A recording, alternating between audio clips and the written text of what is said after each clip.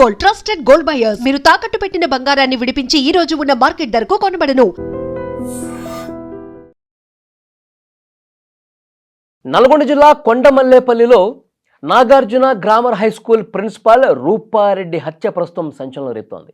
ఈ హత్య చేయాల్సినటువంటి అవసరం ఎవరికి వచ్చింది? ప్రిన్సిపాల్ రూపారెడ్డి హత్య వెనుక ఎవరున్నారు? ఇది దోపిడీ దొంగల పనా, లేకపోతే పాత కక్షలతో, పాత పగతో ఎవరైనా దారుణంగా చంపేశారా? ప్రస్తుతం ఇన్వెస్టిగేషన్ జరుగుతుంది. పోలీసులు దీన్నే తేల్చే పనిలో ఉన్నారు. అయితే రూపారెడ్డి అసలు హత్య ఏ విధంగా జరిగింది, ఆ సమయంలో ఏమైందో ఒక్కసారి మీకు చెప్పే ప్రయత్నం చేస్తా. కొండమల్లేపల్లిలో రూపారెడ్డి, ఆమె భర్త రాజేందర్ రెడ్డి అక్కడే స్థానికంగా జేబీ కాలనీలో నివాసం ఉంటున్నారు. రూపారెడ్డి స్కూల్ పెట్టారు, నాగార్జున గ్రామర్ హై స్కూల్. ఆ స్కూల్ ప్రిన్సిపల్గా ఉన్నారు. స్కూల్ బాధ్యతలన్నీ ఆమె చూసుకుంటా ఉంది.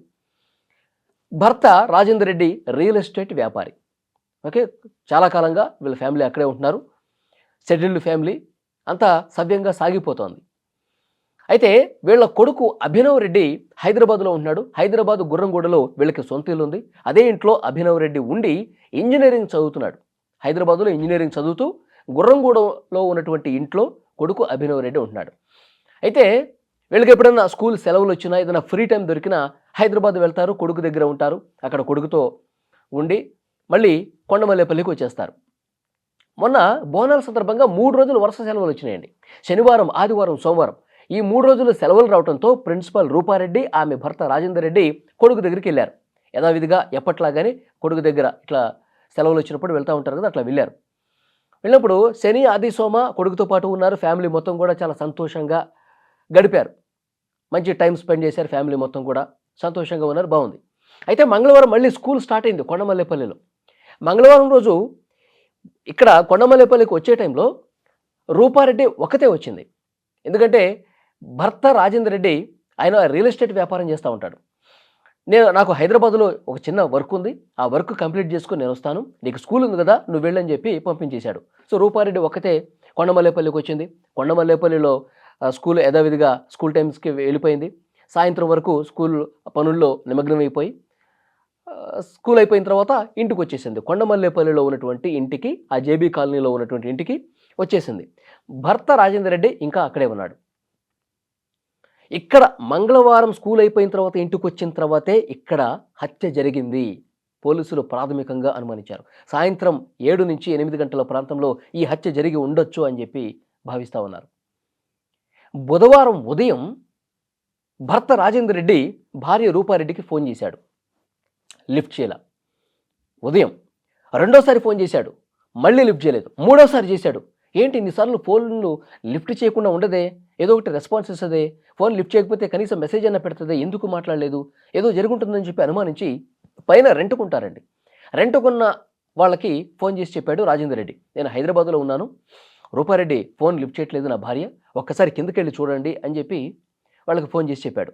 వాళ్ళు కిందకు వచ్చారు. కిందకు వస్తే లోపల నుంచి గడియ పెట్టుంది. అంటే రూపారెడ్డి లోపలే ఉన్నట్టుందని చెప్పి తలుపు కొట్టారు. ఉలుకులేదు, పలుకులేదు. రెండోసారి కొట్టారు, మళ్ళీ ఉలుకులేదు, పలుకులేదు. అట్లా దబాదబా బాధిన తర్వాత ఏమాత్రం అలికిడి లేకపోవడంతో ఇదే విషయాన్ని చెప్పారు. ఎన్నిసార్లు తలుపు కొట్టినా లేవట్లేదు అని చెప్తే ఇంటి పక్కన ఉన్న వాళ్ళకు కూడా సమాచారం ఇచ్చారు. వాళ్ళు కూడా వచ్చి చూశారు, తలుపు కొట్టారు. వీళ్ళు వెనక నుంచి కిచెన్ సైడ్ నుంచి చూద్దామని చెప్పి చూశారు.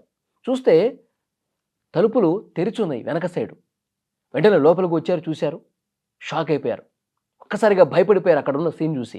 రక్తపు మడుగులో రూపారెడ్డి పడిపోయి ఉంది. కత్తిపోట్లు చాలా బలంగా, తీవ్రంగా ఉన్నాయి.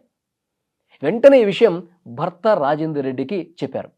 మీ భార్య ఈ విధంగా విగతజీవిగా పడిపోయింది, రక్తపు మడుగులో పడిపోయింది అని చెప్పి చెప్తే అతను షాక్ అయిపోయి వెంటనే బయలుదేరొచ్చాడు. పోలీసులకు అదే టైంలో వీళ్ళు ఇన్ఫర్మేషన్ కూడా ఇచ్చారు. పోలీసులు కూడా డాగ్ స్క్వేర్తో వచ్చారు, ఫోరెన్సిక్ నిపుణుల బృందం వచ్చారు. మొత్తం అక్కడ ఉన్నటువంటి సిఐలు, ఎస్ఐలు అందరూ కూడా వచ్చి ఘటనా స్థలాన్ని పరిశీలించారు. ఎందుకంటే అక్కడ లోకల్గా నాగార్జున గ్రామర్ హై స్కూల్ అనేది ఒక ఫేమస్ స్కూల్. ఆ స్కూల్లో ఉన్నటువంటి ఆ స్కూల్ యజమాని ప్రిన్సిపల్ రూపారెడ్డి ఈ విధంగా హత్య గావించబడిందంటే మొత్తం ఆ ప్రాంతం మొత్తం కూడా ఒక్కసారిగా షాక్ అయిపోయినటువంటి పరిస్థితి. ఒక్కసారిగా ఉలిక్కి పడింది ఆ ప్రాంతం మొత్తం కూడా. ఎవరు చేశారు, ఎందుకు ఇట్లా జరిగింది, ఎప్పుడు జరగంది మా కాలనీలో, ఈ విధంగా ఎందుకు జరిగింది అన్నది కూడా ఎవరికి అర్థం కానటువంటి సిచ్యువేషన్. అయితే ఇక్కడ గమనించాల్సిన విషయం ఏంటంటే, పోలీసులు విచారణలో బయటపడ్డ విషయం ఏంటంటే, ఇంట్లో ఉన్నటువంటి డబ్బులు కానీ, నగలు కానీ ఏమీ పోలేదండి. ఏమీ పోలా. సరే సీసీ కెమెరాల్లో ఆ నిందితుల ఏదైనా జాడ దొరుకుతుందేమో అని చెప్పి ఆ కాలనీ మొత్తం కూడా వెతికారు. సీసీ కెమెరాలకు దొరకకుండా ఆ దొంగలు ఇంట్లోకొచ్చారు. సరే ఇంటి దగ్గర ఉన్నటువంటి సీసీ కెమెరాల్లో ఏమైనా దొరుకుతుందేమో అని చెప్పి వాటిని కూడా పరిశీలించారు. పరిశీలిస్తే అక్కడ కూడా నిందితుల ఆనవాళ్ళేమీ కనిపించలా. అంటే వీళ్ళొక పక్కా ప్లాన్ ప్రకారం రెక్కీ చేశారు.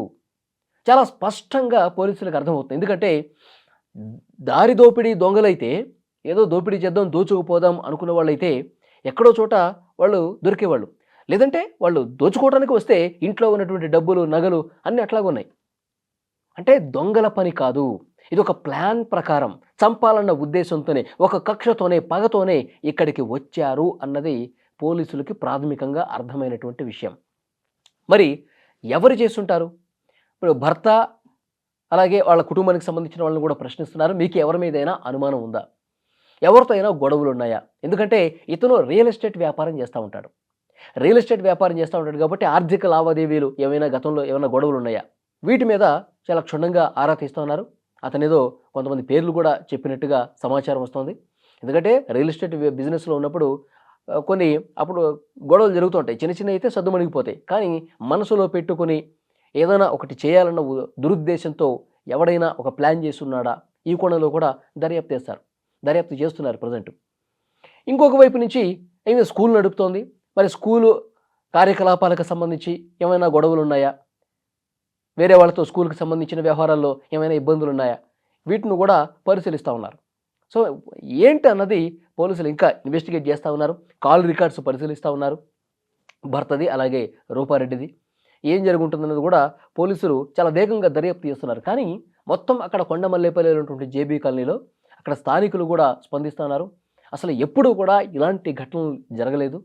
ఎందుకంటే ఆ జేబీ కాలనీలోనే అక్కడ స్థానికంగా ఉన్నటువంటి పోలీసు అధికారుల ఇళ్ళు కూడా ఉన్నాయి. కూతవేటు దూరంలోనే, జస్ట్ 1-2 కిలోమీటర్ల దూరంలోనే పోలీసు అధికారుల ఇళ్ళు కూడా ఆ కాలనీలో ఉన్నాయి. అయినప్పటికీ కూడా వీళ్ళు ఈ హత్య చేసిన వాళ్ళు సీసీ కెమెరాల కంట పడకుండా, అంటే వీళ్ళు సీసీ కెమెరాలు ముందే పసిగట్టి ఎటువైపు ఉన్నాయో అటు వెళ్లకుండా వచ్చారా? లేకపోతే సీసీ కెమెరాలు పని చేయకుండా ఏమైనా ప్రయత్నం చేశారా? ఎందుకంటే ఇంటి దగ్గర కూడా సీసీ కెమెరాల్లో వీళ్ళు కనపడలా. కాబట్టి వీళ్ళు వెనక నుంచి వచ్చాడంటేనే దాని అర్థం వెనక నుంచి వస్తే సీసీ కెమెరాల్లో మనం కనపడం, ముందు గేట్ నుంచి వస్తే మాత్రం మనం కనిపిస్తాం. కాబట్టి మనం కనపడకుండా చేయాలి కాబట్టి వెనక నుంచి వచ్చాం. సో పక్కా రెక్కి చేసినట్టుగా క్లియర్గా కనిపిస్తోంది. రూపారెడ్డి ఎప్పుడు ఒంటరిగా ఉంటుంది, భార్యాభర్తలే ఉంటారు ఇంట్లో, భర్త లేని టైం ఇప్పుడు అన్నది కూడా తెలుసుకుని వచ్చారంటే ఇది పక్కా రెక్కీ చేశారు, ఒక ప్లాన్ ప్రకారం చేశారు, పకడ్బందీగా చేశారు, చంపాలన్న ఉద్దేశంతోనే ఇక్కడ వచ్చారన్నది కూడా పోలీసులకు క్లియర్గా అర్థమైపోయింది. సో పోలీసులు ఇన్వెస్టిగేషన్ చాలా సీరియస్గా జరుగుతుంది. పోలీసులు కూడా ఈ కేసును చాలా సీరియస్గా తీసుకున్నారు. అన్ని కోణాల్లో దర్యాప్తు చేస్తున్నారు. నాకు తెలిసి కొన్ని గంటల్లోనే అసలు నిందితులు ఎవరు చంపారు, దీని వెనకాల అసలు కారణం ఏంటనేది కూడా పోలీసులు ప్రెస్ మీట్ పెట్టి మీడియా కూడా వివరించే అవకాశం కనిపిస్తుంది. ఈ వీడియో మీద మీ అభిప్రాయాన్ని కూడా తప్పకుండా కామెంట్ చేయండి.